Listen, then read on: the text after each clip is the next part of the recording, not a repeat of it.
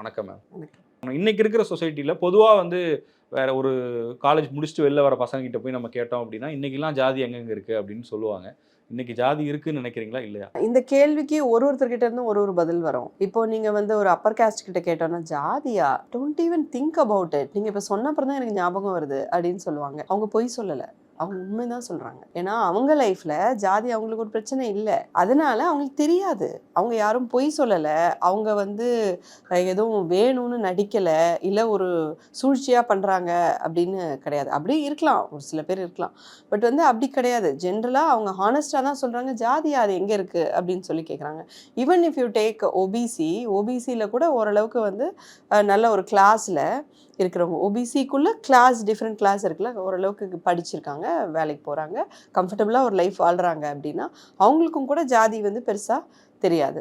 எங்க இருக்கு அப்படின்னு தான் அவங்க கேட்பாங்க. ஆனா இவங்க 2 பேருடைய லைஃப்லயுமே எப்போ வந்து அது முன்னாடி வரும், அவங்களே லைஃப்ல ஃபர்ஸ்ட் டைம் எப்போ அதை கன்ஃபரண்ட் பண்ணுவாங்க அப்படின்னா, அவங்களுக்கு கல்யாணம் ஆகும்போது. எங்கேருந்து வருதுன்னே தெரியாது. அவங்களுமே எங்க அப்பாவும் அம்மாவும் தாத்தாவும் பாட்டியும் இவ்வளோவா ஜாதி முக்கியம்னு சொல்லுவாங்க. இதுல என்ன இருக்கு முக்கியம்னு சொல்றதுக்கு அப்படின்னே அவங்களுக்கு புரியாது.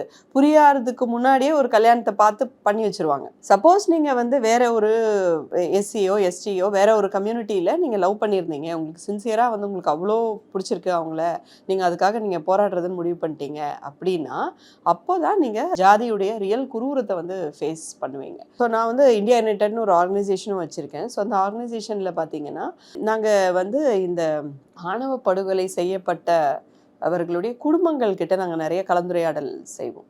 ஸோ பார்த்தா நமக்கு நம்பவே முடியாது. அவங்களுக்கு ஒன்றுமே தெரியாதுங்க.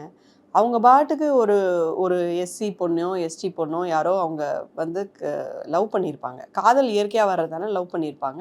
ஒன் ஃபைன் டே தெரியும் அவங்க வந்து வேற ஜாதி அப்படின்னு தெரியும். அதுக்கப்புறமா வந்து ஓகே இருக்கட்டும்னு சொல்லிட்டு அவங்க கன்டினியூ பண்ணியிருப்பாங்க. ஒன் ஃபைன் டே பார்த்தீங்கன்னா வீட்டிலேருந்து அவ்வளோ எதிர்ப்பு வந்திருக்கும். ஸோ அவங்க தனியாக போய் கல்யாணம் பண்ணியிருப்பாங்க, ஏதோ ஒன்று பண்ணியிருப்பாங்க. அதுக்கப்புறம் பார்த்தீங்கன்னா தன்னுடைய அம்மா அப்பா இது மாதிரி ஆணவ கொலை செய்திருக்காங்கங்கிறது அவங்களால நம்பவே முடியாது. என்னைய வந்து கண்ணே ராஜா, முத்தே, பவளமேன்னு பேசின இந்த வாய், நான் யார் மேலே ஆசைப்பட்டனோ அதை கொலை பண்ணுச்சா, வன்முறை செஞ்சுச்சா, இப்படியெல்லாம் பண்ணுச்சாங்கிறத அவங்களால நம்பவே முடியாது. ஸோ அந்த ஜாதிங்கிறது மிக குரூரமான ஒரு முகத்தோடு நம்ம நாட்டில் இருக்குது. அது யாருக்கு தன் முகத்தை காமிக்கும், எப்போ தன் முகத்தை காமிக்கும் அப்படிங்கிறது நான் சொல்கிற மாதிரி ஓபிசி அண்ட் எஃப்சிக்கு பார்த்தீங்கன்னா அது அவங்க கல்யாணம் பண்ணும்போது காமிக்கும். எஸ்சி எஸ்டிக்கு வாழ்க்கை முழுக்க தன்னுடைய முகத்தை காமிச்சிக்கிட்டே இருக்கும். ஓரளவுக்கு அதில் வந்து அவங்க ஒரு நல்ல கிளாஸ்க்குள்ளே நுழைஞ்சிட்டாங்க. ஏதோ ஒரு ரிசர்வேஷனோ இல்லை ஏதோ ஒரு இது வழியாக அவங்க ஒரு நல்ல கிளாஸ்க்குள்ளே நுழைஞ்சிட்டாங்க. அவங்க கம்ஃபர்டபுளாக இருக்காங்க. அப்படின்னா கூட அவங்கக்கிட்ட ஜாதி இருக்கான்னு கேட்டால் இருக்குன்னு தான் சொல்லுவாங்க. ஏன்னா அவங்களுடைய எம்ப்ளாய்மெண்ட்டில் அவங்க எங்கே புழங்குறாங்களோ அந்த இடத்துல அவங்களுக்கு தெரியும் அங்கே ஏதோ ஒரு இடத்துல ஜாதி வந்து அவங்கள கன்ஃபரண்ட் பண்ணிக்கிட்டே இருக்கான டெய்லி பேசிஸ் அப்படின்னு சொல்லி. இப்போ அதை வந்து இன்னொரு பார்வையை முன் வைப்பாங்க. ஜாதியை வந்து அரசியல் கட்சிகள் தான் அரசியல் பண்ணுறதுக்காக பயன்படுத்துகிறாங்க. மக்கள் யாரும் அப்படி இல்ல. இவங்க வந்து இடஒதுக்கீடுன்ற பேர்ல மறுபடியும் ஜாதி அரசியல பண்றாங்கன்னு இப்படி ஒரு பார்வை முன்வைக்கப்படுது. ஏன் இந்த புரிதல் இல்லாம இருக்கு? சில நேரங்கள்ல அதுல பலனடையக்கூடியவர்கள் கூட அப்படி பேசுவாங்க. அந்த ரிசர்வேஷனால. உண்மைதான் நீங்க சொல்றது. ஏன்னா அதனால நான் பலன் அடைஞ்சிருக்கேன். ரிசர்வேஷனால தான் நிறைய குழந்தைங்களுக்கு வந்து அவங்க ரிசர்வேஷனால பலன் அடைஞ்சதே தெரியாது. அவங்களுக்கு அந்த ஒரு காஸ்ட் சர்டிஃபிகேட் வைக்க சொன்னாங்க அப்படின்னு சொல்லிட்டு அவங்க பாட்டுக்கு வச்சிருவாங்க. அதனால தான் அவங்களுக்கு அலோகேட் ஆகி வந்திருக்கு அப்படிங்கிறதே கூட நிறைய பேருக்கு தெரியாது. ஸோ அது மாதிரி அவங்க அதனால அவங்க வந்து அப்ளை பண்ணாங்க, அவங்களுக்கு கிடச்சிருச்சு அப்படிதான் அவங்க பார்ப்பாங்க. ஸோ அதுக்கப்புறம் வந்து அவங்களுக்கு அதன் பிறகு அவங்களுக்கு வந்து கவர்மெண்ட் ஜாப் கூட கிடைக்கலாம். அல்லது இந்த கல்வி இடஒதுக்கீடுனால பலன் பெற்று அவங்களுக்கு ஏதோ ஒரு ஃபாரின்லேயோ ஏதோ ஒரு ஆப்பர்ச்சுனிட்டி கிடச்சி அவங்க வந்து நல்லா வாழலாம்.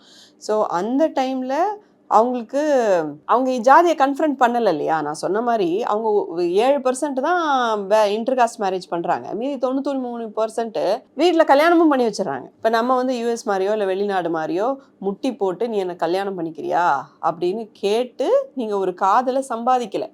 இந்தியாவை பொறுத்த வரைக்கும் 93%க்கு கல்யாணம் பண்ணி வச்சிடுறாங்க வீட்டில். ஸோ அப்போ அது தன்னுடைய கடமையாக இல்லை, தன் இணையை தேர்ந்தெடுக்கிறது தன்னுடைய பொறுப்பாகவும் கடமையாகவும் இவங்களுக்கு இல்லை. ஒருத்தரை இம்ப்ரெஸ் பண்ணணும், ஒருத்தருடைய காதலை சம்பாதிக்கணும், அதுக்கு உழைக்கணும் அப்படிங்கிற அந்த ஒரு பொறுப்பு எங்களுக்கு இல்லாமல் போயிடுது. வீட்டில் அவங்க பாட்டு பண்ணி வச்சிடுறாங்க. ஸோ அதனால் அவங்களுக்கு அந்த ஜாதிங்கிறது கல்யாணத்தும் போது அவங்க கன்ஃபரண்ட் பண்ண மாட்டேங்கிறாங்க. ஸோ அவங்களுக்கு லைஃப் லாங்காக ஜாதிங்கிறது எங்கே இருக்குன்னே தெரியல, எதுக்கு ரிசர்வேஷன்லாம் கொடுக்கணும் அப்படின்னு சொல்லிட்டு அவங்க வந்து பேசிகிட்டு இருக்காங்க. இன்னொன்று, இது ஒரு ப்ராபகேண்டாவாகவே இது வந்து செய்யப்படுது. நம்முடைய மீடியாக்கள் இன் ஜென்ரல், மீடியாக்கள் யாருடைய கையில் இருக்குது, இது யாருடைய குரலாக இருக்குது அப்படிங்கிறத நம்ம பார்க்கணும். நமக்கு எப்போவுமே என்ன ஏமாத்திருக்காங்க அப்படின்னு சொன்னால், இந்த மீடியா அப்படிங்கிறது வந்து ஜனநாயகத்தின் குரல், நான்காவது தூண் அப்படின்னு சொல்லி யார் சொன்னாங்கன்னா அவங்களே தான் சொல்லிக்கிட்டாங்க. ஸோ அப்படி தான் இருந்திருக்கு. ஆனால் அப்படி இல்லைன்னு சொல்ல முடியாது. ஒரு சில மீடியாக்கள் ரொம்ப சிறப்பாக ரொம்ப அற்புதமாக பண்ணிகிட்டு இருக்காங்க. பட் பெரும்பான்மை இப்போ இல்லை, எப்போவுமே 2000 வருஷமாகவே மீடியா அப்படிங்கிறது வெறும்னு இப்போ நம்ம பார்க்கக்கூடிய ஒரு விஷுவல் மீடியாவோ இல்லை பிரிண்ட் மீடியாவோ மட்டும் கிடையாது. அதுக்கு முன்னாடி நம்முடைய தண்டோரா, ராஜா காலத்தில் போட்ட தண்டோரா, கல்வெட்டுக்கள், இதிகாசங்கள், புராணங்கள், பலவிதமான கதா காலக்ஷேபங்கள் இப்படின்னு சொல்லிட்டு மாஸ் கம்யூனிகேஷன் அப்படிங்கிறதுக்கு அப்படின்னு ஒரு செலவாகுது இல்லையா? இந்த மாதிரி செலவு செய்து 10 பேர்கிட்ட ஒரு விஷயத்தை சொல்லக்கூடிய அந்த வாய்ப்பு யார்கிட்ட இருந்தது அப்படின்னா, அது எப்போவுமே வந்து ஒரு ப்ரிவிலேஜ் சொசைட்டி கிட்ட தான் இருந்துச்சு. இட் மேபி அது வந்து ரூலிங்காக இருக்கலாம், அல்லது வந்து ரூலிங் சுற்றி இருக்கக்கூடிய ஒரு பீப்புளாக இருக்கலாம். பட் அவங்க வந்து ப்ரிவிலேஜாக அவங்க யார் இருக்காங்களோ அவங்களுக்கு மட்டும்தான் மாஸ் கம்யூனிகேஷனுக்காக செலவு பண்ணக்கூடிய பொருள் மற்றும் அந்த வாட் எவர் இஸ் அக்சஸ் அது வந்து அவங்கக்கிட்ட மட்டும் தான் இருந்துச்சு. ஸோ எப்போவுமே இன்னைக்கு வரைக்கும் பார்த்தீங்கன்னா மீடியாங்கிறது அந்த டாப் 1% உடைய குரலாக தான் இருக்குது. ஏன்னா நீங்கள் ஒரு டிவி ஸ்டேஷன் இன்றைக்கி ஆரம்பிக்கிறோம், 100 கோடி இல்லாமல் பண்ண முடியுமா? 50 கோடி இல்லாமல் பண்ண முடியுமா? அந்த 100 கோடியும் 50 கோடியும் வந்து டாப் 1% கிட்ட தானே இருக்குது. யாருக்கு 40% சொத்து இருக்கோ, தேசத்தின் வெல்த்தில் 40% சொத்தை 1% வச்சிட்ருக்கு இன்னைக்கு. அந்த 1% உடைய குரலாக தான் அந்த மீடியா இருக்கணும். ஏன்னா 100 கோடி போட்டு ஸ்டார்ட் பண்ணுறது 1% தானே ஸ்டார்ட் பண்ணுது. ஸோ எனக்கு தெரிய பிரிண்ட் மீடியாவே எத்தனையோ ரொம்ப நல்ல ஜேர்னலிஸ்ட்டு, எனக்கு ஒரு பத்திரிக்கை ஆரம்பிக்கணும்னு ஆசை அப்படின்னு சொல்லிட்டு அவங்க ஒரு 30 வருஷம் 35 வருஷம் முன்னாடி ஆரம்பித்து சக்ஸஸ் பண்ணியிருக்காங்க. பட் ரீசெண்டாக ஒரு 5-10 இயர்ஸ் முன்னாடி ஸ்டார்ட் பண்ணி நிறைய பேர் காசு தான் விட்டுருக்காங்க. ஏன்னா அது சஸ்டெயின் பண்ண முடியாது. ஏன்னா இந்த திமிங்கிலங்களோட நம்ம போராடி வெல்லணும்னா அவ்வளோ காசு தேவைப்படுது, அது இல்லை. ஸோ இப்போ இன்றைக்கி சோஷியல் மீடியா அப்படின்னு ஒன்று வரும்போது தான் 10 பைசா செலவு இல்லாமல் என்னால் ஒரு ஃபேஸ்புக் லைவ் போக முடியும், ஒரு யூடியூப் ஸ்டார்ட் பண்ணி அதை ஏதோ ஒன்று பண்ண முடியும். அப்படிங்கும்போது தான் ஒரு நியாயத்தின் குரல், உண்மையான ஜனநாயகத்தின் குரல் வந்து சோஷியல் மீடியா வழியாக, ஆர்கானிக்கான விஷயங்கள் வழியாக வெளியே வருது. பட் அந்த ஃபேஸ்புக்கையும் யூடியூபையும் ஓன் பண்ணுறது யாருன்னு பார்த்தா அதில் ஒன்ஸ் அகெயின் வந்து அந்த 1% உடைய கண்ட்ரோல் இருக்குது. ஸோ அதனால தான் பெய்டு ப்ராபகேண்டா அந்த மாதிரி விஷயங்கள் அதுலேயுமே வந்து பணம் கொடுத்து யூடியூப்ஸை விலை வாங்கி இந்த மாதிரியான நிறைய விஷயங்கள் வந்து நடந்துட்டுருக்கு. ஸோ இது எல்லாமே இருந்தால் கூட இன்றைக்கி இந்த சோஷியல் மீடியானால் உண்மையான ஜனநாயகத்தின் குரல் வந்து நமக்கு இப்போது வந்துட்டுருக்கு. அதனால தான் ரிசர்வேஷனுடைய முக்கியத்துவம் சரின்னு பேசக்கூடிய குரல் இப்போ தான் நமக்கு கேட்குது. ஸோ இவ்வளோ நாளும் பார்த்திங்கன்னா மீடியாவில் சினிமாவும் இன்க்ளூடட் இல்லையா? ஸோ சினிமாவில் நம்ம என்னது சங்கருடைய ஜென்டில்மேன் படம் பார்த்து கைத்தட்டினவங்க தானே நம்ம எல்லாம். நான் கைத்தட்டியிருக்கேங்க, நான் திருப்பி திருப்பி பார்த்துருக்கேங்க, நான் நம்பியிருக்கேன். ரிசர்வேஷனுங்கிறது ஒரு அநீதி, மாணவர்களுக்கிடையே இணைக்கப்படும் அநீதின்னு நான்லாம் ஒரு காலத்தில் நம்பியிருக்கேன். ஸோ அதனால் இந்த மீடியா ப்ராபகேண்டானால் செயற்கையாக ரிசர்வேஷனுங்கிறது ஒரு கெட்ட விஷயம் அப்படின்னு பரப்பப்பட்டது. அதை நம்பின சமூகம், அப்படி நம்பி மோடிக்கெல்லாம் ஓட்டு போட்ட சமூகம் இன்றைக்கி ரியலைஸ் பண்ணி நம்ம கொஞ்சம் பேச ஆரம்பிச்சிருக்கோம். It's a good thing. இப்போ இன்றைக்கி ரிசர்வேஷன் ஏன் தேவை அப்படின்ற ஒரு கேள்வி வரும் இல்லைங்களா மேம்? பொதுவாக வந்து ஒரு 30-40 வருஷத்துக்கு முன்னாடி அப்போ இருந்த சூழ்நிலையை விட நம்ம இப்போ கொஞ்சம் வந்து முன்னேறி தானே வந்திருக்கோம். அப்படி இருக்கும்போது இன்றைக்கும் ஏன் ரிசர்வேஷன் தேவை அப்படின்ற ஒரு கேள்வியும் வைக்கிறாங்க. அதுக்கு உங்களுடைய பதில்? ஸோ நம்ம வந்து ஸ்டாட்டிஸ்டிக்ஸ் தான் பார்க்கணும் அந்த இடத்துல. ஸோ இப்போது பிராமண சமூகம் அப்படின்னு எடுத்தோம் அப்படின்னா 50% அதில் இருக்கிறவர்கள் வந்து பணக்காரர்கள் அப்படிங்கிற கேட்டகரியில் இருக்கிறாங்க அப்படின்னு தான் தரவுகள் நமக்கு சொல்லுது. அண்டு இப்போது நீங்கள் எதோ ஒன்று எடுத்தீங்க அப்படின்னாலும் இப்போது துப்புரவு பணியாளர்களில் 60% பேர் எஸ்சியாக இருக்காங்க. ஸ்கெடியூல் காஸ்ட் அப்படிங்கிறவங்க வந்து எஸ்சி எஸ்டி அப்படிங்கிறவங்க வந்து தேசிய அளவில் 25% பாப்புலேஷனில் இருக்குது. இப்போ துப்புரவு பணியாளர்களையும் 25% தானே இருக்கணும். ஸோ அப்பர் கேஸ்ட் வந்து 23% இருக்குது. OBC SC ST 77% of the population இருக்குது. அப்பர் கேஸ்ட் வந்து 23% ஆஃப் த பாப்புலேஷன் இருக்குது. அப்போது துப்புரவு பணியாளர்களில் 23% அப்பர் கேஸ்ட் இருக்கணும்ல, 77% ஓபிசி எஸ்சி எஸ்டி இருக்கணும்ல. அது எப்படி 60% வந்து எஸ்சி எஸ்டி இருக்காங்க இல்லையா? ரிசர்வேஷன் கேட்குறவங்க, ஐ மீன் அதில் ரிசர்வேஷன் வந்து கெட்டது அப்படின்லாம் சொல்லக்கூடியவங்க, அப்போது இதில் சரியாக இருக்குதா அப்படின்னு சொல்லி பார்க்கணும்ல. ஸோ எதுக்காக ராகுல் காந்தி வந்து ஜாதிவாரி கணக்கெடுப்பு அவசியம் அண்ட் அந்த 50% ரிசர்வேஷனுங்கிற கேப்பை வந்து உடைக்க வேண்டியது அவசியம் அப்படின்னு ஏன் சொல்கிறாங்க அப்படின்னா, இந்த ஓப்பன் கோட்டா இருக்கு இல்லையா, இந்த 50% ரிசர்வேஷன் தவிர மீதி இருக்கக்கூடிய 50% இருக்குல்ல, அந்த 50% எப்போவுமே அந்த 23% ஓப்பன் கேட்டகரி ஆர் ஜென்ரல் கேட்டகரியினால் ஆக்கிரமிப்பு செய்யப்பட்டுக்கிட்டே இருக்குது. ஸோ எதனால் அவங்க அதை ஆக்கிரமிப்பு செய்கிறாங்க? ஸோ யூஸ்வலாக அவங்க என்ன கேட்பாங்க, ஏன் வா நீயும் படி நீயும் பண்ணு அப்படின்னு சொல்லி அவங்க மெரிட் யூஸ்வலாக அடிப்படையில் கொடுக்கலாமே. அப்படின்னு சொல்லி சொல்லுவாங்க. ஸோ ஒரு குழந்தை வந்து காலையில் எந்திரிக்குது, 4 மணிக்கு போயிட்டு பால் பாக்கெட் போடுது, பேப்பர் போட்டுட்டு போகுது. அதுக்கப்புறம் வந்து அவங்க எக்ஸாமுக்கு படிக்கணும், அதுக்கப்புறம் வந்து அவங்க அசைன்மெண்ட் செய்யணும், அதுக்கப்புறம் வந்து அவங்க நடந்தோ ஓடி போயோ அவங்க வந்து பஸ்ஸை பிடிச்சி அவங்க வந்து போகணும். அப்போ சாப்பாடு இருக்கும் இருக்காது, இது எல்லாமே இருக்குது. இதை பண்ணிவிட்டு அதுக்கப்புறம் சாயங்காலம் வந்து பார்ட் டைம் ஜாப் போகக்கூடிய அவசியத்தில் இருக்கக்கூடிய குழந்தைகள் எவ்வளோ பேர் இருக்காங்க. எவ்வளோ பேர் வந்து திடீர்னு வந்து அம்மாவுக்கு சரியில்லை, இல்லை அப்பாவுக்கு உடம்பு சரியில்லை, நீ வேலைக்கு போனது, நீ வந்து படிக்க போனது போதும், நீ வேலைக்கு போ அப்படின்னு இவங்க ஏர்ன் பண்ண வேண்டிய ஒரு கட்டாயத்தில் எவ்வளோ பேர் வந்து இருக்காங்க. ஸோ இந்த குழந்தையும் வந்து காலையில் எழுந்து டீ போட்டு கொடுத்து தயவு செஞ்சு படி, எத்தனை மணிக்கு நீ இந்த கோச்சிங் போ, இத்தனை மணிக்கு இந்த கோச்சிங் போ, டிரைவர் வந்து உன்னை பிக் பண்ணிப்பார், அந்த கோச்சிங்க்கு அவ்வளோ ஃபீஸ் கட்டி ஒரு ஏசி ஸ்கூல்ஸ் இருக்குது இன்றைக்கி, ஏசி ஸ்கூல்ஸில் படிக்க வைக்கக்கூடிய குழந்தை. ஸோ இவங்க 2 பேரும் ஒரே பரீட்சையை தான் எழுதுகிறாங்க. அப்போ ஒரே பரீட்சையில் இவங்களுடைய மார்க்கை கம்பேர் பண்ணி நீ வந்து கம்மியாக மார்க் வாங்கிட்ட, உனக்கு மூளை இல்லை, நீ திறமை இல்லாதவன் அல்லது திறமை இல்லாத பெண், நீ லாயக்கு கிடையாது எதுக்கும், உனக்கு அதுக்கு அடுத்த படிக்கும் வாய்ப்பை நான் தரமாட்டேன் அப்படின்னு சொல்லக்கூடியது எவ்வளோ ஒரு கொடூரமான விஷயம். ஸோ அதனால தான் இந்த குழந்தை வாங்குற 90 மார்க்கும் நீ வாங்குற 60 மார்க்கும் ஒன்று அப்படின்னு பார்க்க வேண்டிய அவசியம் இருக்குது. அப்போ இந்த அத்தனை சோஷியல் கேபிட்டல் இல்லாத சோஷியல் பாவர்ட்டி அதுக்கு நம்ம காம்பன்சேட் பண்ண வேண்டியிருக்கு. நீங்கள் நிறைய எஸ்சி எஸ்டி சமூகம் பார்த்தீங்கன்னா அவங்களுக்கு வந்து ஸ்கூலுக்கு வரும்போது அங்கே அவங்க எப்படி ஸ்கூல்ஸில் காலேஜஸில் இன்றைக்கும் அவங்க தனியாக சாப்பிட வைக்கப்படுறாங்க தெரியுமா? அவங்கள வந்து இன்றைக்குமே வந்து அவங்களுடைய தன்னம்பிக்கை எப்படி உடைக்கிறாங்க அப்படின்னா, நீ மீன் சாப்பிடுவ தானே, நீ வந்து எலி சாப்பிடுவ தானே, நீ ஏதோ ஒன்று சாப்பிடுவ தானே, உன் மேலே நாரும் தானே அப்படின்னு பேசக்கூடிய குழந்தைகள் கிளாஸில் இருக்காங்க. டீச்சர்ஸ் பேசுகிறாங்க, இவங்களுடைய பேரண்ட்ஸ் வந்து சொல்லி கொடுக்குறாங்க. அப்படி இல்லை நீ ஃப்ரெண்ட்ஸாக இருந்தால் கூட அவங்க கூடலாம் பேசக்கூடாது. எத்தனை வீடுகளில் ஓபிசியோட வீடுகளில் எஃப்சியோட வீடுகளில் சாதாரணமாக சொல்லுவாங்க, அவங்க கூடலாம் உனக்கு ஃப்ரெண்ட்ஷிப் தேவையா, அவ கூடலாம் நீ பேசணுமா, அது எந்த வீட்டு பிள்ளை தெரியுமா அப்படின்னு அப்போ வைக்கிறாங்க. அப்போ நீங்கள் இப்படி பிரித்து விட்டீங்கன்னா அந்த பிள்ளைக்கு, தெரியாத பிள்ளைக்கு தெரிஞ்ச பிள்ளை சொல்லி கூட கொடுக்க முடியாது, வீட்டுக்கு வந்து படிக்க முடியாது. என்ன எடுத்துக்கோங்க, நான் ஒரு ஓபிசி சமூகம். ஸோ நான் வந்து ஒரு சார்ட்டர்ட் அக்கௌண்டன்ட்.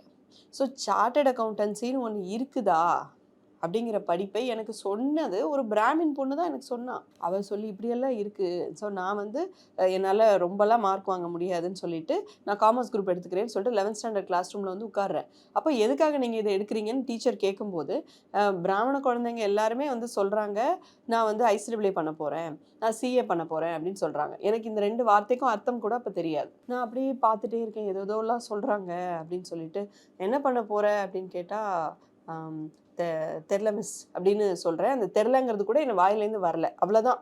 எனக்கு வந்து டாக்டரோ அதெல்லாம் படிக்க முடியாதுங்கிறதுக்காக நான் இங்கே வந்து உட்காந்துருக்கேன். ஆனால் அதுக்கப்புறமா என்னுடைய ஆடிட்டர் ஆஃபீஸில் அத்தனை பேர் வந்து அப்பர் கேஸ்ட் இருந்தால் கூட நான் தான் ஃபஸ்ட் அட்டெம்ப்டில் முடித்தேன். ஐசிடபிள்யூ சிவே 2மே ஃபஸ்ட் அட்டெம்ப்டில் வந்து நான் தான் முடித்தேன். அப்போ மூளை இல்லையான்னு கேட்டால் அப்படி கிடையாது, ஆனால் அப்படி ஒரு வாய்ப்பு இருக்குது அப்படின்னு சொல்லி அதை சொல்ல வேண்டியிருக்கு. இதுக்கு பல ஜாதிகள் சேர்ந்து அந்த ஃப்ரெண்ட்ஷிப்பாக இருக்க, அந்த கிளாஸ் ரூமில் ஃப்ரெண்ட்ஷிப்பாக இருக்கும் இல்லையா, அது இருக்குது. நல்ல வேளை என் கூட இருந்த பிராமின் ஃப்ரெண்ட்ஸ் வீட்டில் அவளை உள்ளே விடாத, அவளுக்கு நீ எதுவும் சொல்லித்தராத அப்படின்லாம் சொல்லாமல் என்னை உள்ளே விட்டு கம்பைன் ஸ்டடி பண்ணுறக்கு அவங்க ஹெல்ப் பண்ணாங்க. நிறைய பேர் எனக்கு வந்து பிராமின்ஸ் வந்து எனக்கு ஹெல்ப் பண்ணாங்க. அது மாதிரி ஒரு ஹெல்ப் கிடைச்சதுனால தான் என்னால் வந்து அந்த ஒரு விஷயத்தில் என்னால் எக்ஸல் பண்ண முடிஞ்சிச்சு. அதுக்கப்புறம் நான் எஸ்ஏபி படிக்கணும் அப்படின்னு சொல்லும் போதும் அவ்வளோ பேர் என்னை கூட்டிகிட்டு போய் ஹெல்ப் பண்ணி எல்லாமே எனக்கு பண்ணாங்க. அது போன்ற ஹெல்ப்பை சகோதரத்துவத்துடன் நம்ம எஸ்சி எஸ்டி கடைசி, இந்த இந்திய நாட்டின் கடைசி குழந்தை நல்லா படிக்கிற வரைக்கும் நம்ம அத்தனை பேரும் கை கொடுத்து பண்ணணும் தானே. அதானே நியாயம். ஸோ எனக்கு கிடைச்சிருச்சு அப்படின்னு சொல்லிட்டு மற்றவங்க கிடைக்கக்கூடாதுன்னு நினைக்கிறது நியாயம் கிடையாது. அப்படி யாரும் நினைக்கவும் மாட்டாங்க. ஜஸ்ட் தட் அவங்களுக்கு அது தெரியாமல் இருக்குது அப்படின்னு தான் நான் பார்ப்பேன். எப்படி எனக்கு தெரியாமல் இருந்துச்சோ ஒரு காலத்தில். ஸோ அதனால எல்லாருக்கும் இந்த விழிப்புணர்வை நம்ம சரியாக எடுத்துகிட்டு போகும்போது நிச்சயமாக நம்ம சகோதரத்துவத்துடன் நம்ம நாட்டில் நல்லபடியாக இருப்போம்னு நினைக்கிறேன். கேஸ்ட் சென்சஸ் பற்றியும் பேசுகிறாங்க. காங்கிரஸும் மேனிஃபெஸ்டோலேயே சொல்லியிருக்காங்க. ஆனால் என்டிஏ கவர்மெண்ட் அதை பண்ணாமல் இருக்காங்க. அதுலேயும் எல்லாருக்கும் ஒரு கேள்வி இருக்குது. பாப்புலேஷன் நீங்கள் வந்து சென்சஸ் எடுங்க, எதுக்கு ஜாதி வாரியாக கணக்கெடுக்கணும்? ஒருவேளை அந்த கவுண்ட் வெளியில் தெரிஞ்சுதுன்னா இந்த சமூகம் அதிகமாக இருக்குது, இவங்க கம்மியாக இருக்காங்கன்ற அந்த இன்இக்வாலிட்டி இந்த சொசைட்டிக்குள்ளே வருமே. அப்படி இருக்கும்போது ஏன் கேஸ்ட் சென்சஸ் ஜாதி வாரி கணக்கெடுப்பு தேவை அப்படிங்கிற ஒரு கேள்வியும் இருக்குது. ஆமாம், ஜாதிவாரி கணக்கெடுப்பு வந்து இருந்தால் தானே அந்தந்த ஜாதிக்கு எவ்வளவு ரைட் ராயலான இடஒதுக்கீடு உண்டுங்கிறத நம்ம சரியாக டிட்டர்மைன் பண்ண முடியும். இப்போ நீங்கள் வந்து மோடி அவர்களை எடுத்துக்கோங்க, அவங்க தெலி அப்படிங்கிற கம்யூனிட்டியை சேர்ந்தவங்க. ஸோ அந்த கம்யூனிட்டி வந்து ஒரிஜினலி அது வந்து அப்பர் காஸ்ட் அது. பட் 2000ஆம் வருஷம் ஏதோ பண்ணி அவங்க வந்துட்டு ஓபிசி அப்படின்னு சொல்லிட்டு கேட்டகரைஸ் பண்ணுறாங்க. ஸோ அவர் வந்து ஓபிசியோட ரெப்ரசன்டேட்டிவ் மாதிரி அவர் வந்து இன்னைக்கு பேசிகிட்டு இருக்காரு, ப்ரொஜெக்ட் பண்ணப்பட்டுட்டு இருக்காரு. பட் அதை ரியலாக வந்து காஸ்ட் சென்சஸ் அப்படின்னா என்னென்னா, அதாவது ஃபஸ்ட்டு வந்து இந்த ஓபிசி, எஸ்சி, எஸ்டி இதெல்லாம் எப்படி வந்தது? நமக்கு ஜாதி பேர் தான் தெரியும். இது இந்த கேட்டகரி அப்படிங்கிறது எப்படி வந்தது, எதன் அடிப்படையில் வந்தது அப்படிங்கிறது நம்ம புரிஞ்சுக்கிட்டோம்னா இந்த கேள்விக்கு தான் நல்ல பதில் இருக்கும். ஸோ ஒரு கம்யூனிட்டியும் பிரிட்டிஷ் காலத்திலேயே வந்து அவங்களுக்கு என்ன கல்வி இருக்குது, அவங்க சோஷியலாக எப்படி ஒடுக்கப்படுறாங்க, அவங்களுக்கு எவ்வளோ பணம் இருக்குது, எவ்வளோ நிலம் இருக்குது, அவங்களுக்கு என்ன மாதிரி வேலை வாய்ப்புகள் இருக்குது. ஸோ இது எல்லாத்தையும் வச்சு அப்போது இந்த காஸ்ட்டில் பெரும்பான்மை மக்கள் இவ்வளோ மோசமாக இருக்காங்க, இந்த காஸ்ட்டில் எப்படி இருக்காங்க எப்படி இருக்காங்க, இந்த காஸ்ட்டில் ரிலேட்டிவ்லி நிறைய பேர்கிட்ட நிலம் இருக்குது, இந்த காஸ்ட்டில் ரிலேட்டிவ்லி நிறைய பேருக்கு படிப்பு இருக்குது. இது போன்ற விஷயங்களை வச்சு தான் அவங்க வந்து அதை கேட்டகரைஸ் பண்ணுறாங்க. ஓபிசி, எஸ்சி, எஸ்டி இது எல்லாமே கேட்டகரைஸ் பண்ணுறாங்க. ஸோ அதில் எம்பிசி அப்படின்னு ரொம்ப ஓபிசிக்குள்ளே இவங்க இன்னும் மோசமாக இருக்காங்க அப்படின்னு பண்ண தேவை இருக்குது. ஸோ இப்போ இந்தியாவில் கிட்டத்தட்ட 6000 ஜாதி இருக்குது. ஸோ தமிழ்நாட்டில் 440 சொச்சம் ஜாதி இருக்குது, 444ன்னு நினைக்கிறேன், அவ்வளோ ஜாதி இருக்குது. ஸோ அப்போது இந்த ஜாதி இருக்குது.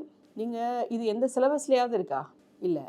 ஆனால் நீங்கள் எந்த ஊரில் யார்கிட்ட போய் கேட்டாலும் சரி, அந்த பகுதியில் இருக்க அத்தனை ஜாதியும் யார் யாருக்கு மேலே கீழேங்கிறது அத்தனை பேருக்கும் தெரியும். படித்து கொடுத்தாங்களா, சொல்லி கொடுத்தாங்களா, என்ட்ரன்ஸ் வச்சாங்களா, எதுவும் இல்லை. ஆனால் அவங்களுக்கு தெரியும். எப்படி தெரியும்னா அவங்க அப்படி தான் நடத்தப்படுறாங்க. இது சொசைட்டியில் இது காலம் காலமாக இது வந்து அம்மா அப்பா வழியாக இது கடந்து வந்துக்கிட்டே இருக்குது. அப்போ மேலே கீழே அப்படிங்கிறது உங்களுக்கு தெரிஞ்சிருச்சு அப்படின்னா தன்னால் நீங்கள் சமமாக பார்க்க மாட்டீங்க, ஒருத்தருக்கு ஒருத்தர் நட்பாக பழக மாட்டீங்க, அப்படி இருக்குது. அப்போது இந்த மாதிரி இருக்கும்போது இது இப்படி தான் இருக்குது. இப்போ இவங்க இங்கே அனுமதிக்கப்பட மாட்டாங்க, அன்டச்சபிலிட்டி இருக்குது, இந்த மாதிரி இவ்வளோ விஷயங்கள். அதை புரிஞ்சுக்கிட்டு அவங்களுக்கான ஒரு சப்போர்ட்டை ஒரு கவர்மெண்ட்டாக பார்த்து அதை எடுத்து செய்யணும். ஸோ ராகுல் அவர்கள் சொல்கிறது வந்து it is an x-ray of India அப்படின்னு சொல்கிறாங்க. ஸோ நமக்கு நம்ம இந்திய நாட்டினுடைய மிகப்பெரிய ஒரு ஹேண்டிகேப்டாக இந்த பெண்ணடிமைத்தனமும் ஜாதியும் இருக்குது இன்றைக்கி. அப்படி இருக்கும்போது அது இப்போ நம்ம உடலில் வந்து நமக்கு ஏதோ ஒரு ஆக்சிடெண்ட் ஆயிடுச்சு, நமக்கு ஏதோ உடம்பு இல்லை சரியில்லை அப்படின்னா அதை ஃபஸ்ட்டு டயக்னைஸ் பண்ணி அதில் என்ன பிரச்சனைங்கிறத முதல்ல நம்ம எக்ஸாக்டாக எந்த இடத்துல உனக்கு கட்டி இருக்குது அல்லது வந்து உடஞ்சிருக்கு எலும்பு அப்படிங்கிறது தெரிஞ்சால் தான் அதுக்கு என்ன செய்யறதுன்னு நம்ம பார்க்க முடியும் இல்லையா. அதை வந்து பீரியாடிக்கலாக நம்ம எக்ஸ்ரே அது முழுசாக சரியாகிற வரைக்கும் நம்ம எக்ஸ்ரே எடுத்து பார்த்துக்கிட்டே இருக்கணும் சரியாக இருக்கா இல்லையான்னு சொல்லிட்டு. ஸோ இப்போது முன்னாடி பார்த்த அந்த எக்ஸ்ரே தான் இந்த classification of SC, ST, OBC. So இது தெரிஞ்சு இதுக்கு நிறைய ரிசர்வேஷன்ஸ் எல்லாம் கொடுத்து இந்த அளவுக்கு வந்திருக்கு. முன்னை விட இப்போ பெட்டராக இருக்கோம் இல்லைங்க, நம்ம ஓபிசி, எஸ்சி, எஸ்டி முன்னை விட பெட்டராக இருக்கும். ஆமாம். அப்போது இது இந்த ரிசர்வேஷனால தான் இது கிடச்சிது. இப்போ இதுக்கு அடுத்த ஸ்டெப்பும் சரி இப்போ எப்படி இருக்கும் அப்படின்னு பார்க்கணும். இன்னொரு முக்கியமான விஷயம், ஓபிசிக்குள்ளேயே பார்த்தீங்கன்னா ஓபிசிக்குள்ளேயே நம்ம வந்து ஓபிசின்னு சொல்லக்கூடிய ஒரு சமூகமே நிறைய ஏற்றத்தாழ்வுகளுக்குள்ளே இருக்காங்க. எஸ்சின்னு சொல்லக்கூடியதுக்குள்ளேயே நிறைய ஏற்றத்தாழ்வுகளுக்குள்ளே இருக்காங்க. இப்போ அதுக்குள்ளேயே ஒரு சமூகம் மட்டும் இன்னும் நல்லா உயர்ந்து இன்னொரு சமூகத்துக்கு கிடைக்காம போகிற விஷயங்கள் இருக்குது. அப்போ அவங்களை தூக்கி ஓபிசியில் போட தேவை இருக்குது, ஓபிசியை தூக்கி ஓப்பன் கேட்டகரியில் போட தேவை இருக்குது. இல்லை யாரோ அதில் சரியில்லை அப்படின்னு சொன்னால் இது வந்து நான் என்ன சொல்வேன்னா ஃபார்வர்ட் கேஸ்ட்டுக்கு ஃபேவரபிளானது, ஓபிசிக்கு எல்லாருக்குமே ஃபேவரபிளானதுன்னு நான் சொல்வேன். ஏன்னா நம்முடைய ஒரு கேட்டகரியில் இருக்கக்கூடிய பீப்புள் வந்து நம்ம அறியாமல் அவங்க வளர்ந்த பின்னும் இந்த இடஒதுக்கீட்டை அனுபவிச்சுக்கிட்டு இருந்தாங்க அப்படின்னா அவங்கள தூக்கி அதுக்கு மேலே போடுறதுக்கான ஒரு வாய்ப்பும் இதில் இருக்குது இல்லையா. ஸோ அதனால் இது எல்லாத்துக்கும் நியாயம் செய்கிறதுக்கான ஒரு வழியாக தான் இது இருக்க முடியும். கேஸ்ட் சென்சஸ் வேணும்னு கேட்குற ராகுல், காங்கிரஸ் அவங்க 10% இடபிள்யூஎஸ்க்கான கோட்டாவையும் வேணும்னு ஆதரிக்கக்கூடிய ஒரு நிலைப்பாட்டில் தான் இருக்காங்க. ஆமா. அது எந்த வகையில் ஸோ அதை வந்து இந்த மேனிஃபெஸ்டோவில் என்ன சொல்லியிருக்காங்கன்னா 10% இடபிள்யூஎஸ் இப்போ ப்ரெசென்ட்லி வந்து எஃப்சிக்கு மட்டும் இருக்குது.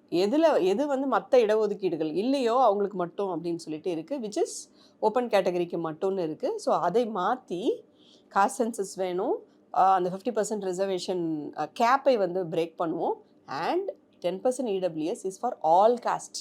அனைத்து சாதிக்கும் 10% இடபிள்யூஎஸ் உண்டு. அனைத்து சாதிக்கும் அந்த சாதிக்குள்ளே இருக்கக்கூடியவங்களையே பிற்படுத்தப்பட்டவர்கள் வந்து குறைவாக இருக்கிறவர்களுக்கு 10% முன்னுரிமை கொடுப்போம் அப்படின்னு சொல்லியிருக்காங்க. இது நியாயமானது தானே? பொருளாதார அடிப்படையில் இடஒதுக்கீடுங்கிறது சரியா? அதான் காஸ்ட்டுக்குள்ளர ஜாதிக்குள்ளர உங்களுக்கு அது உள்ளதுக்குள்ளேயே இன்னும் வந்து பொருளாதாரத்தில் பின்தங்கி உங்களுக்கு கொடுக்கறதுங்கிறது ஒரு நியாயம் தானே? எல்லா ஜாதிக்கும் அது கொடுக்கும்போது அது நியாயமாகுது. நீங்கள் அப்படி இல்லாமல் ஒரு உயர்ந்த சாதிக்கு மட்டும் அப்படின்னு கொடுக்கும்போது தான் அதில் வந்து பிரச்சனை வருது. இப்போ இங்கே வந்து தமிழ்நாட்டை பொறுத்த வரைக்கும் சமூக நீதி அரசியல் தான் எல்லாரும் பேசுகிறாங்க. பாஜக கூட்டணியில் இருக்கக்கூடிய கட்சிகள் கூட சில பேர் பேசுகிறாங்க. இன்றைக்கி இதெல்லாம் பேசிகிட்டு இருந்தாலும் சமூகத்தில் நடக்கக்கூடிய பிரச்சனைகளும் தொடர்ந்து நடக்குது. அதுக்கு சில உதாரணங்கள் வேங்கையவேல் மாதிரியாக இருக்கட்டும், பட்டியல் சமூகத்தினர் தொடர்ந்து தினமும் ஒவ்வொரு நாளும் நம்ம செய்திகளை பார்க்குறோம். இந்த கொள்கையை பேசக்கூடிய கட்சிகளும் அந்த தலைவர்களும் ஆட்சி செய்யக்கூடிய மண்ணிலையும் இந்த பிரச்சனைகள் தொடர்வதற்கான காரணம் வந்து நம்ம ஒரு சமூகமாக நம்ம இன்னும் டெமோக்ராட்டிக்காக இல்லை. ஸோ அம்பேத்கர் ஐயா என்ன சொல்கிறாங்க அப்படின்னா 3 டெமோக்ரஸி சொல்கிறாங்க. Social democracy, political democracy and economical democracy. அதாவது அரசியல் ஜனநாயகம், பொருளாதார ஜனநாயகம், சமூக ஜனநாயகம் அப்படின்னு சொல்லிட்டு 3 விஷயம் சொல்கிறாங்க. ஸோ ஐயா வந்து தன்னுடைய கடைசி காலத்தில் அவங்க மிக முக்கியமாக அவங்க கொண்டு வந்தது இதுதான். நான் உங்களுக்கு அரசியல் ஜனநாயகம் கொடுத்துட்டேன், அரசியல் சாசனப்படி அத்தனை பேரும் சமம் அப்படிங்கிற அரசியல் ஜனநாயகத்தை நான் உங்களுக்கு கொடுத்துட்டேன். இதுக்கு அப்புறம் நீங்கள் வந்து சமூக ஜனநாயகத்தையும் பொருளாதார ஜனநாயகத்தையும் நீங்கள் பெற்றுக்கொள்ளவில்லை என்றால், உங்களுக்குள் அதை நீங்கள் நடத்தி கொள்ளவில்லை என்றால் அரசியல் ஜனநாயகம் உடஞ்சி போயிடும்னு சொல்கிறார். ரொம்ப முக்கியமான ஒரு கான்செப்ட் அவர் சொன்னது. அரசியல் சாசனத்தை பொறுத்தவரை, சட்டத்தை பொறுத்த வரைக்கும் எல்லாரும் சமம், ரைட். ஆனால் நான் சொன்ன மாதிரி தமிழ்நாட்டின் எந்த கிராமத்தில் ஊரு சேரி 2 இல்லாமல் இருக்குது இல்லையா? 12,500 பஞ்சாயத்தையும் நீங்கள் எடுத்துக்கோங்க, ஊரு சேரி 2 இல்லாத இடத்த எனக்கு காமிங்களேன். ஏன் அதை உடைக்க முடியல? இத்தனை வருஷம் ஆயும் அப்படின்னு கேட்குற கேள்வியே தப்பு. ஏன்னா இது 2000 வருஷ கதை. இந்த 70 வருஷத்தில் நம்மளால் எவ்வளோ பெஸ்ட்டு பண்ண முடியுமோ ரீசனபிளி நல்லா பண்ணியிருக்கோன்னு தான் நான் சொல்லுவேன். ஐ வில் சே வெல்டன் தான் டு இந்தியா தான் சொல்லுவேன் நான். ஸோ 2000 வருஷமாக இது மிக மிக மோசமான ஒரு நிலையில் இருந்தது. ஜாதி அப்படிங்கிற விஷயம் 2000 வருஷமாக கேரி ஆயிருக்கு. இஸ்லாமியர்கள் ஆண்ட போதும், பிரிட்டிஷார், டச்சு, ஃப்ரெஞ்சு ஆண்ட போதும், இந்திய மன்னர்கள் ஆண்ட போதும் எப்போதும் குலையாத ஒரு விஷயம் இந்த ஜாதி. யார் ஆண்ட போதும் குலையாத ஒரு விஷயம் ஜாதி. ஏன்னா ஆண்டது உண்மையிலேயே இப்போ ஆர்எஸ்எஸ்ன்னு சொல்லிட்டு யார் உடைய ரெப்ரசன்டேட்டிவாக இருக்காங்களோ அந்த ஒரு ப்ரிவிலேஜ்டு ஒரு சொசைட்டி, ஒரு செட் ஆஃப் பீப்புள் அந்தந்த காலத்தில் அவங்க தான் ஆட்சியை வந்து கையில் வச்சுட்டு இருந்தாங்க அப்படின்னு நான் சொல்லுவேன். ஸோ எப்போவுமே வந்து அந்த சீட்டில் உட்கார்றது வேணால் யாரோவா இருக்கலாம், ஆனால் அவங்க எப்படி யோசிக்கணும், அவங்க என்ன முடிவுகளை எடுக்கணும் அப்படிங்கிறதெல்லாம் சுற்றி வந்து இந்த ஒரு செட் ஆஃப் பீப்புள் தான். அதாவது அந்த சமூகத்தில் அந்த சமயத்தில் இருக்கக்கூடிய ப்ரிவிலேஜ்டு பீப்புள் தான் எப்போவுமே அதை வந்து டிட்டர்மைன் பண்ணிகிட்டே இருந்திருக்காங்க தொடர்ந்து. ஸோ அதனால தான் அது வந்து ஜாதியையும் சேர்த்து இருக்கிறதுனால இந்தியாவை பொறுத்தவரை இன்றைக்கும் ஜாதி வந்து அப்படியே அது தொடர்ந்து வந்திருக்கு. ஸோ ஜாதியை வந்து ஒரு தலைமுறையிலிருந்து இன்னொரு தலைமுறைக்கு கொண்டு வர்றது அப்படிங்கிறது சாதாரண விஷயம் கிடையாது, ரொம்ப வலிமிகுந்த ஒரு விஷயம். எப்படின்னா மிக குறிப்பாக வந்து பெண்களுக்கு அது மிக மிக வலிமிகுந்த ஒரு விஷயம். ஒரு தலைமுறை கூட நீங்கள் ஜாதியை பெண்ணை அடிமைப்படுத்தாமல், பெண்ணின் அன்பை காதலை கட்டுப்படுத்தாமல் நீங்கள் வந்து அடுத்த தலைமுறைக்கு கொண்டு வர முடியாது. ஒரே ஒரு தலைமுறை நீங்கள் பெண்களிடம் உங்கள் இணையை நீங்கள் தேர்ந்தெடுத்துக்கோங்க, ஒரு மான் போல, ஒரு பாம்பு போல, ஒரு யானை போல, இயற்கையை போல நீங்கள் உங்கள் இணையரை தேர்ந்தெடுத்துக்கோங்கன்னு ஒரே ஒரு தலைமுறை பெண்கள்கிட்ட நீங்கள் சொல்லிட்டீங்க அப்படின்னா அடுத்த தலைமுறையில் ஜாதி இருக்காது. இருக்குமா சார்? இருக்காது. ஸோ அந்த ஜாதி பொண்ணு நீ இங்கே தான் கல்யாணம் பண்ண, அந்த அரேஞ்ச்டு மேரேஜ்னு சொல்லக்கூடிய ஃபோர்ஸ்டு மேரேஜ், ஃபண்டமெண்டல் ரைட், என் இணையரை தேர்ந்தெடுக்கணுங்கிறது ஒரு பெண்ணுக்குமான ஃபண்டமெண்டல் ரைட். அந்த ஃபண்டமெண்டல் ரைட்டை உடைச்சி அவங்கள வந்து தரன்னு இழுத்துட்டு வந்து, அதாவது இது வெறும் ஒரு கல்யாணத்து மட்டும் கிடையாது. நம்ம லைஃப்ல எல்லாமே நீங்க பாருங்க. சுத்தி இருக்கிற 10 பேரோட லைஃப் எடுத்து பாருங்க. உங்களுக்கு பெரிய எங்கேயும் போ வேண்டாம். எடுத்து பார்த்தாலே உங்களுக்கு என்ன தெரியும் அப்படின்னா, அவங்க கல்யாணத்தும் போது மட்டும் கிடையாது. நீ யாரையாவது லவ் பண்ணிருவியோ அப்படிங்கிற அந்த ஒரு பயத்தை சொல்லி, காரணத்தை சொல்லி 2 வயசுலேருந்து அந்த குழந்தை கட்டுப்படுத்தப்படுது. சின்ன வயசுலேருந்தே வந்து அங்கே போகக்கூடாது, இங்கே போகக்கூடாது, அந்த ஸ்கூலில் படிக்கக்கூடாது, இந்த ஸ்கூலில் படிக்கக்கூடாது, இந்த வழியாக போகக்கூடாது, அந்த வழியாக போகக்கூடாது, இந்த பஸ்ஸில் போகக்கூடாது, இவங்க கூடலாம் பேசக்கூடாது. மொத்தமாக அந்த குழந்தை வந்து கட்டுப்படுத்தப்படுது சின்ன வயசுலேருந்தே. கட்டுப்படுத்தி அதை கொண்டு போய் அதே ஜாதியில் கல்யாணம் பண்ணி கொடுத்த அன்னைக்கு இவங்க எல்லாம் சந்தோஷமாக ஒரு சிரிப்பாங்க அந்த பேரண்ட்ஸ் வந்து. ஒரு தலைமுறையும் தெரிஞ்சோ தெரியாமையோ புரிஞ்சோ புரியாமையோ இதை மீண்டும் மீண்டும் நம்ம செஞ்சுக்கிட்டே இருக்கோம். ஏன்னா இதை நம்மளுடைய கலாச்சாரம் அப்படின்னு நம்ம அதை வச்சுட்டோம். பண்பாடு பாரம்பரியம் whatever அப்படின்னு சொல்லி நம்ம வச்சுட்டோம். ஸோ அதனால நம்மையும் அறியாமல் நம்ம இந்த மாதிரி ஒரு மிகப்பெரிய கொடுமையை நம் குடும்பத்தை சேர்ந்த நம் இரத்தத்தில் இருக்கக்கூடிய நம் குழந்தைகளுக்கும் சகோதரர்களுக்கும் சகோதரிகளுக்கும் இதை நாம் செஞ்சுக்கிட்டே வரோம். இந்த ஜாதிங்கிற பேரில் இதை நம்ம செஞ்சுக்கிட்டே வரோம். ஸோ அதில் இருந்து நம்ம மீளணும் அப்படின்னா, ஏன்னா இது 2000 வருஷ கலாச்சாரம். நான் இது என்ன சொல்லுவேன் அப்படின்னு சொன்னாக்க, இப்போ நடக்கிற சண்டைங்கிறது ஆக்சுவலாக இப்போ இருக்கக்கூடிய கான்ஸ்டிடியூஷனுக்கும் இதுக்கு முன்னாடி இருக்கக்கூடிய கான்ஸ்டிடியூஷனுக்குமான சண்டை அப்படின்னு நான் சொல்லுவேன். இதுக்கு முன்னாடி மனு தர்மம், மனு நீதி, ஸ்மிருதி, சாசனம் அப்படியெல்லாம் சொல்கிறாங்க. அந்த வார்த்தைகளுக்கெல்லாம் ஒரே ஒரு அர்த்தம் தான், அது கான்ஸ்டியூஷன். கான்ஸ்டியூஷனுங்கிற இங்கிலீஷ் வார்த்தை, அரசியலமைப்புங்கிற தமிழ் வார்த்தை இப்போ நமக்கு வந்திருக்கு. பட் அதுக்கு முன்னாடி அந்த கான்ஸ்டியூஷன், சட்டங்கள், இது எல்லாத்துக்கும் வேற பேர் இருந்தது. சாஸ்திரங்கள், இது எல்லாமே வேற பேர்களில் இருந்துச்சு. இப்போ நம்ம அந்த பேர் சொல்லும்போது அதுவும் இதுவும் நமக்கு ரிலேட் பண்ணுறதுக்கு நமக்கு சரியாக புரியல. பட் உண்மை என்னென்னா அது எல்லாமே சட்டங்கள், அந்த காலத்தின் சட்டங்கள். ஸோ சட்டங்களாக அந்தந்த அரசாங்கம் அதை வந்து இம்ப்ளிமெண்ட் பண்ணி தான் அது வந்து மக்களிடையே கிரைண்ட் பண்ணி மண்டைக்குள்ளே போட்டிருக்கு. There was enormous violence in this in realizing these rules. So அவ்வளோ வயலன்ஸோட ஸோ இன்றைக்கும் சர்வசாதாரணமாக வாரம் ஒரு ஆணவ கொலை இன்றைக்கி தமிழ்நாட்டில் நடக்குது. ஏன்னா அந்த காலத்துலேருந்து இந்த விஷயங்களை மீறிட்டாக்க அந்த வீட்டில் இருக்கவங்களுக்கே அந்த குழந்தையை கொன்று கொடுப்பதற்கான புதைப்பதற்கான ரைட் இருந்தது அவங்களுக்கு. அது ஒரு கொலையாக கருதப்படாமல் தான் இருந்தது அந்த காலகட்டத்தில். ஸோ அப்போது அதையே நமக்கு இருக்கும்போது நம்ம குழந்தைய நம்ம கொல்லலாம், நம்ம குழந்தைய அடிக்கலாம், என்ன வேணால் பண்ணலாம், அது ஒரு தனி உயிர், அதுக்கு ஒரு மனித உரிமை இருக்குது அப்படிங்கிறதெல்லாம் நமக்கு புது கான்செப்டாக இருக்குது. ஸோ இதில் ஒன்றும் தப்பில்லைன்னா நம்ம மேலே குற்றம்னு இல்லை. இதை நம்ம சரியாக கம்யூனிகேட் பண்ணி அந்த சோகால்ட் மீடியா வந்து இதை சரியாக கம்யூனிகேட் பண்ணி நம்ம பாடத்திட்டங்களில் இதை கொண்டு வந்து நம்ம அந்த சோஷியல் டெமோக்ரஸியை நம்ம பில்டு பண்ணி நீதி, சமத்துவம், சுதந்திரம், சகோதரத்துவம் என்ற வார்த்தை ஒவ்வொரு வீட்டிலும் வாழ்க்கையாக நாம் வாழும்போது தான் நமக்கு சமூக நீதி அப்படிங்கிறது சமூக ஜனநாயகத்தில் உயிரோட்டமாக அது வாழும். அப்படி வாழும்போது இக்கனாமிக்கல் டெமோக்ரஸி, பொருளாதார சமத்துவம் நமக்கு வந்துடும்.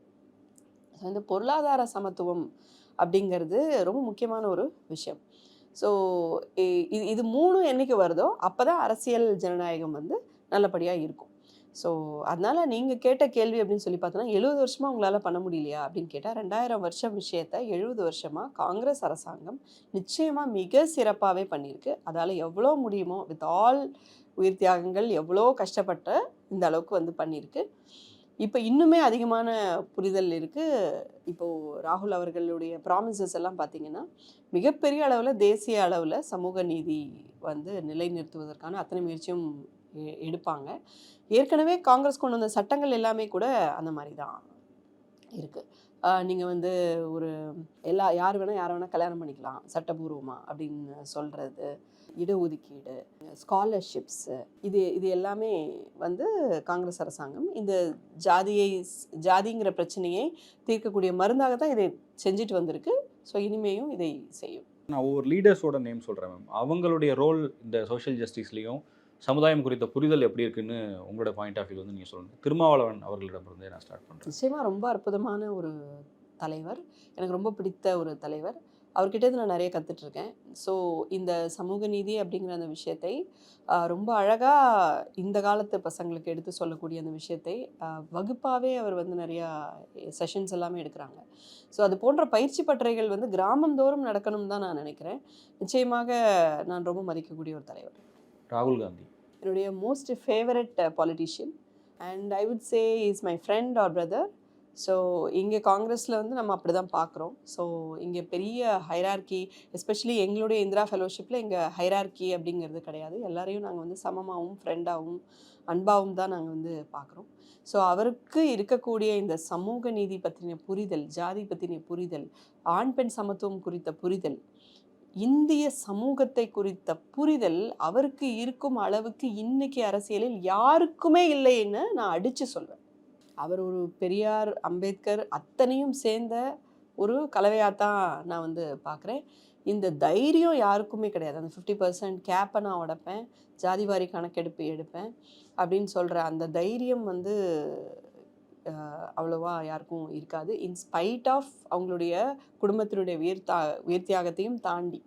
ஏன்னா உயிர் தியாகங்கள் ஒருத்தருக்கும் ஸ்பெசிஃபிக்காக பல்வேறு காரணங்களினால்னு நான் சொல்லலாம். பட் நான் எப்படி பார்க்குறேன்னா, இன் ஜென்ரல் அடித்தட்டு மக்களுக்காக நின்றவர்கள் எப்போதும் கொலை செய்யப்பட்டிருக்கிறார்கள் அல்லது கொலை அட்டெம்ப்ட் வந்து எப்போவுமே நடந்திருக்கு. காமராஜருக்கு ஏன் கொலை அட்டெம்ப்ட் நடந்துச்சு? காந்தியை போய் கொல்றதுக்கு யாருக்காவது மனசு வருமா? ஸோ அதெல்லாம் ஏன் நடந்துச்சு? அடித்தட்டு மக்களுக்காக நிற்கும் எல்லாரும், அவங்க அரசியல்வாதியாக இருக்கலாம், அவங்க ஒரு ஆர்டிஐ ஆக்டிவிஸ்டாக இருக்கலாம், அல்லது ஒரு மணல் கொள்ளை ஆக்டிவிஸ்டாக இருக்கலாம், யாராக வேணா இருக்கலாம். ஆனால் இந்த ஒரு 1%க்கு ஃபேவரபுளாக இல்லாமல் இருக்கக்கூடிய எல்லாருக்குமே கொலை முயற்சிகள், மிரட்டல்கள், வயலன்ஸ் இது எல்லாமே வந்து எப்போதும் சமூகத்தில் போஸ்ட் பண்ணப்பட்டுக்கிட்டே தான் வந்திருக்கு. இன்ஸ்பைட் ஆஃப் இட் நம்ம வந்து இந்த நீதியை வந்து அட்டைன் பண்ண வேண்டிய ஒரு அவசியம் இருக்குது. ஸோ இப்போ நீங்கள் இந்திரா காந்தி அவர்களை எடுத்துக்கிட்டீங்க அப்படின்னா 20 லட்சம் ஏக்கர் நிலத்தை வந்து பணக்காரர்கள்கிட்ட இருந்து பிடுங்கி அவங்க வந்து ஏழைகள்கிட்ட கொடுத்தாங்க. இப்போ நீங்கள் ராஜீவ்காந்தி அவங்கள எடுத்துக்கிட்டிங்கன்னா கிராம சபைங்கிற அற்புதமான விஷயம். நான் யார் உனக்கு அப்ரூவ் பண்ணுறக்கு? நீயே அப்ரூவ் பண்ணிக்கோ, மக்கள் நீங்களே கூடிக்கோங்க, நீங்களே எடுத்துக்கோங்க முடிவுகளை, நீங்களே வந்து உங்களுக்கு தேவையான பட்ஜெட்ஸை நீங்களே அப்ரூவ் பண்ணிக்கோங்க அப்படின்னு அவ்வளோ ஒரு அந்த பஞ்சாயத்து ராஜ் ஆக்டுங்கிறது அவ்வளோ அற்புதமான ஒரு ஆக்ட். ஸோ அதை வந்து அவங்க பண்ணியிருக்காங்க.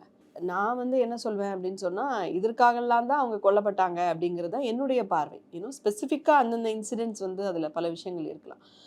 இங்கே மட்டும் இல்லை, வேர்ல்டு வைடு பார்த்தீங்கன்னா பல்வேறு கொலை அட்டம்ப்ட்ஸ் பார்த்தீங்கன்னா அந்தந்த நாட்டில் அந்த அடித்தட்டு மக்களுக்காக நிற்கக்கூடியவங்களுக்காக மீது எப்போதுமே அந்த தாக்குதல்கள் இருந்துகிட்டே இருக்குது. அவ்வளோ பெரிய லைஃப் ரிஸ்கை எடுத்தும் இன்னைக்கு ராகுல் காந்தி அவர்கள் இதை செய்கிறாங்க அப்படின்னு சொன்னால், இன்னைக்கு இந்தியா ஒரு அட்டாக்ரஸியாக மாறாமல் இருக்கிறதுக்கு இன்னைக்கு டெமோக்ரஸிங்கிற ஒரு ஹோப்பை நமக்கு கொடுக்கக்கூடிய ஒரே மனிதன் ராகுல் காந்தி, நரேந்திர மோடி.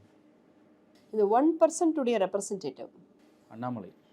அகெயின் 1% உடைய ரெப்ரசன்டேட்டிவ் தமிழ்நாடு ஃபேஸ். முதலமைச்சர் ஸ்டாலின். நல்ல நம்பிக்கை. சீமான்.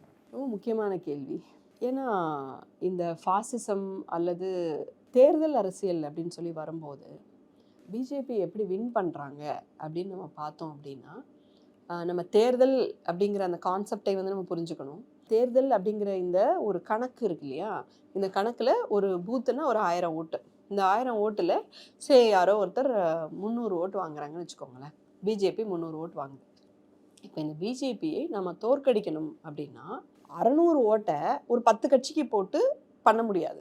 301 ஓட்டை ஒரு கட்சிக்கு போட்டு தான் இதை டிஃபீட் பண்ண முடியும். அந்த கட்சி 301 ஓட்டுக்கு பதிலாக 299 ஓட்டு வாங்கிடுச்சுன்னா பிஜேபி வின் பண்ணிடும். இதுதான் தேர்தல். இப்போ இந்த 301 ஓட்டுலேருந்து 299 ஓட்டுக்கு இழுப்பதற்கு உதவுவதுக்கு பேர் தான் பி டீம். அதுதான் சீமான். ஸோ இவங்க என்ன பண்ணுவாங்கன்னா, பகுஜன் சமாஜ் பார்ட்டி, எஸ்டிபிஐ, இன்னைக்கு ஏடிஎம்கே கூட அதில் சேர்த்துக்கலாம், சீமான், இவங்கெல்லாம் என்ன பண்ணுவாங்கன்னா நரேந்திர மோடிக்கு எதிராக பயங்கரமாக பேசுவாங்க, பிஜேபிக்கு எதிராக பயங்கரமாக பேசுவாங்க. அப்போ என்ன பண்ணுவோம், பிஜேபிக்கு எதிரான ஓட்டுகள் அப்படியே இவங்க அட்ராக்ட் பண்ணுவாங்க. ஆனால் உங்கள் பிரதமர் யாருன்னு நீங்கள் கேளுங்களேன், அல்லது உங்களுடைய பிரதமர் கூட்டணி யார் அப்படின்னு நீங்கள் கேளுங்களேன், அவங்கள்ட்ட பதிலே கிடையாது. ஏன்னா உண்மையிலேயே அவங்களுடைய பிரதமர் வேட்பாளர் நரேந்திர மோடி தான். அவங்க வந்து ஜெயிக்க மாட்டாங்க. ஏன்னா ஜெயிக்கிறது அவங்க எய்மே கிடையாது. அவங்களுடைய வேலை இந்த 2 ஓட்டை 301 ஓட்டு வாங்குறக்கூடியவங்கிட்டேருந்து பிடுங்கி 299 அவங்க குறைக்கிறது மட்டும்தான். இப்போ நீங்கள் வந்து பகுஜன் சமாஜ் பார்ட்டி எடுத்துக்கோங்க, தலித் பற்றி அப்படி பேசுவாங்க, சமூக நீதி பற்றி அப்படி பேசுவாங்க, என்னென்னவோ பேசுவாங்க. ஆனால் அவங்க செயல்பாடு, அரசியல், அவங்க ப்ரெசன்ஸ் என்ன பண்ணியிருக்கு அப்படின்னு பார்த்தீங்கன்னா, இப்போ ராஜஸ்தானில் காங்கிரஸ் எவ்வளோ ஓட்டு வாங்கிச்சோ, காங்கிரஸ் வந்து பிஜேபி கிட்ட தோத்தது வந்து 1.7% ஓட்டில் வந்து அது தோற்றுருக்குது. பகுஜன் சமாஜ் பார்ட்டி வாங்கினது வந்து 3.3% ஓட்டு. ஸோ இப்போ பகுஜன் சமாஜ் பார்ட்டி அந்த தேர்தலில் நிற்கலைன்னா அல்லது இவங்க கூட்டணியில் இருந்தால் இதில் ரெண்டில் எது நடந்திருந்தாலும் அந்த வாக்கு வந்து காங்கிரஸ்க்கு விழுந்திருக்கும். ஏன்னா அது பிஜேபிக்கு எதிரான ஓட்டு. காங்கிரஸ்க்கு விழுந்திருக்கும், காங்கிரஸ் ஜெயிச்சிருக்கும். அங்கே இருக்கக்கூடிய அத்தனை தலித்துகள் வந்து காப்பாற்றப்பட்டிருப்பாங்க. இப்போ அடுத்த 5 வருஷம் அவங்க என்ன பாடுபடுறாங்க பிஜேபி ஆட்சியிலங்கிறத நம்ம சொல்லி தெரிய வேண்டிய அவசியம் இல்லை. ஸோ அதற்கு காரணமாக பிஜேபிக்கு எதிராக பிஜேபி செய்யக்கூடிய தலித்துகள் மேல் செய்யக்கூடிய அட்ராசிட்டியை பேசியே அவங்ககிட்ட பிடிச்சி கொடுக்குறது தான் இந்த பி டீம்ஸுடைய வேலை. இவர்கள் நரேந்திர மோடியை விட மோசமானவர்கள்னு நான் சொல்லுவேன். அதிமுகவே அதில் சேர்க்குறீங்களா? தமிழ்நாட்டை பொறுத்தவரை தமிழ்நாட்டின் பாஜக தான் அதிமுக.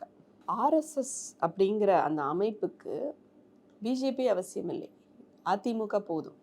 அதிமுகவை வச்சே அவங்க ஒரு முழு நீள ஆர்எஸ்எஸ் ஆட்சியை தமிழ்நாட்டில் அவர்களால் நடத்த முடியும்.